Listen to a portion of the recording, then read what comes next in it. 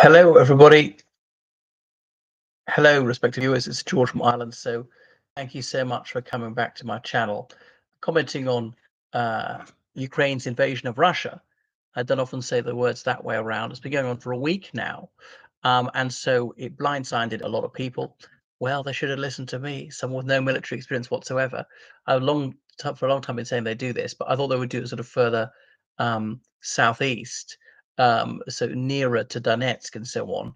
But I suppose that's more heavily defended. Maybe they know what they're doing slightly better than I do. I thought to outflank some of those Russian troops there to cut off their resupply of munitions, fuel, everything else, even food, oblige them to retreat, or at least them to then counterattack the Ukrainians who are in Russia, at least take the pressure off the Ukrainian front line for a while. But they did something even more unexpected, attacking in a very quiet sector near Sumy, well, that's in Ukraine, and said to have seized over 1,000 square kilometers. So that's far more land than Russia seized in about 2 years. Because, okay, for the first 3 months or so of the war, Russia's going forward. In fact, the first day they seized quite a lot, and then it goes slow down constantly. Um, and obviously, it's far more land that Russia's lost in this week than Ukraine was able to regain in that costly Ukrainian summer counteroffensive last year. People say, well, there is going to be no Ukrainian offensive this year, and I thought there wouldn't either. Well, there hasn't been in Ukraine; it's been in Russia. So it's a gamble, but it shows that they are committed because they sent some of the most highly trained, motivated, best equipped units, some of their Western donated tanks in there, which they've got permission to do. But they're not allowed to use Storm Shadows, those Franco-British missiles apparently there, which is imbecilic of Sir Keir Starmer and maybe President Macron as well. Do you want them to win or not? Okay, you can give this permission. It's not going to cause a third world war. It's not going to escalate it any more than it is already. Every single thing that Western countries have donated to Ukraine instead of being escalatory, which is nonsense, is Russia invading every day. They're escalating by continuing it. They're escalating by committing murder in Western countries and so forth.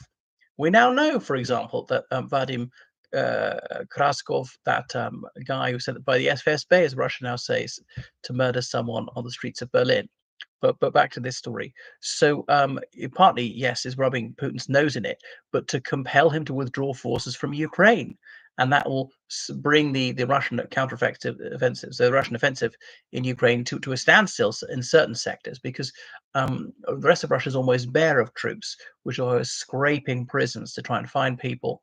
Um, Pressurizing or duping people who were foreign workers in Russia or people from Nepal, India, elsewhere into signing these contracts and then just not paying them and so on.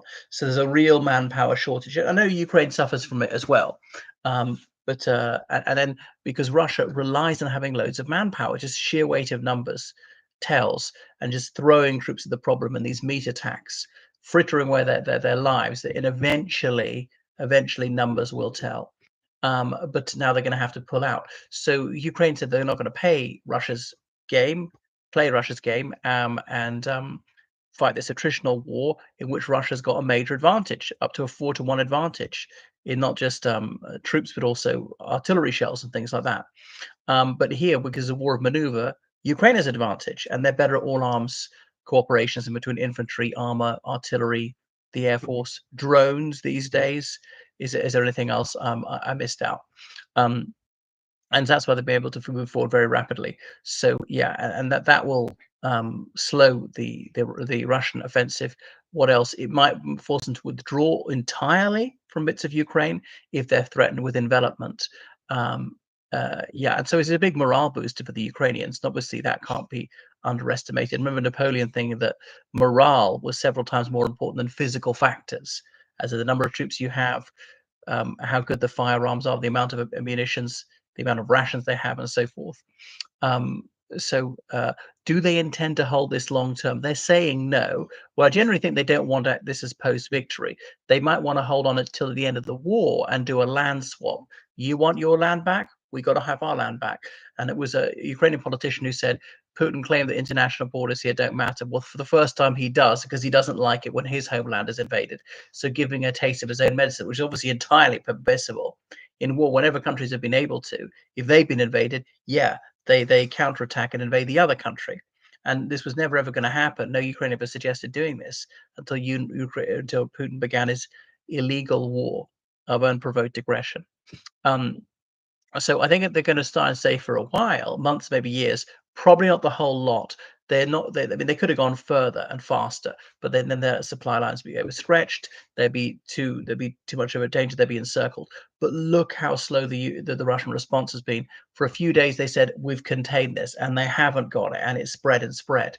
But the surprising thing to me is how far east the Ukrainians have gone and not turned south. The place of not great strategic importance, and they've not been blowing up, tunnels and bridges uh, prevent Russians coming in there in future or supplying forces. Um, yeah, so it's really caught the Russians off balance, and the Russians are going to think about defense rather than attack for a while. So the Russia's summer offensive has been a bit of a damp squib, maybe even more of a failure than the Ukrainians was last year, and a much costlier failure in terms of manpower. And Putin is always there drafting people all the time. They say like sort of 30,000 a month quite easily. Um, but they might have to step that out and broaden the parameters. Notably, fathers of 3 or more children are no longer exempt. It might be fathers of 4 and more children will no longer be exempt. People previously classified as unfit for military service may be reclassified as fit for military service, even if they're not. They say badly wounded men are pushed in to the front line again, just to stop a bullet in furtherance of Putin's megalomaniac ambitions. So yes, definitely good news for Ukraine, but it is a big gamble because if they're cut off, if they're forced to surrender, Ukraine loses some of their elite units and some of their best equipment. But that shows they're quite committed to it. And obviously, wars cannot be fought by through caution. You sometimes have to take a calculated risk, and this is one. So yeah. What were the possibilities? Was it just to destroy enemy forces? They've not destroyed that many, partly because there aren't very many, but they have taken prisoners they can trade to liberate Ukrainians. Was it to envelop the Russians? And they've not really particularly been trying to do this. Was it to compel Russia to withdraw forces from Ukraine? It seems to me that's probably the main objective. And there's only been a bit of that. Putin's very reluctant to do that, to give up his good position. But withdrawing forces doesn't necessarily mean retreating, because obviously you need far fewer troops to hold a position than you do to attack. And was it just to demoralize the Russians and make them realize that Putin's losing? And that's partly working as well. One of the surprising things is that the Russian media has reported it, has been largely honest on this one. I think we just lie and say, oh, there is no Ukrainian incursion. It's a provocation. It's enemy propaganda. It's just typical Kiev mendacity. Or indeed acknowledge it, but severely downplay it. No, they haven't taken 1,000 square kilometers as 100 square kilometers, something like that. So they've been uncharacteristically truthful. But we mustn't exaggerate the scale of this. There's said to be about 2,000 Ukrainian troops there, only 10 tanks, some armored personnel carriers. There are estimates as high as 6,000 Ukrainian troops. 1,000 square kilometers in a country of what is it? Is it 18 million square kilometers? That is not even a drop in the ocean. Okay, and this is on the front line. Eastern Siberia doesn't matter in terms of Ukraine. So the casualties inflicted are not enormous. So Russia can contain this, but only at the cost of severely weakening its offensive in Ukraine. So for Russia to bring in troops, contain it, push the Ukrainians out, that's going to take a fortnight at least, I would think. And then the Russians could resume their summer offensive. We have to send people back into Lugansk, Donetsk, Zaporizhia, take a few more weeks, and they're notoriously slow and inefficient. So really, they would have lost at least a month, maybe more like 2 months of offensive. The pressure will really slacken.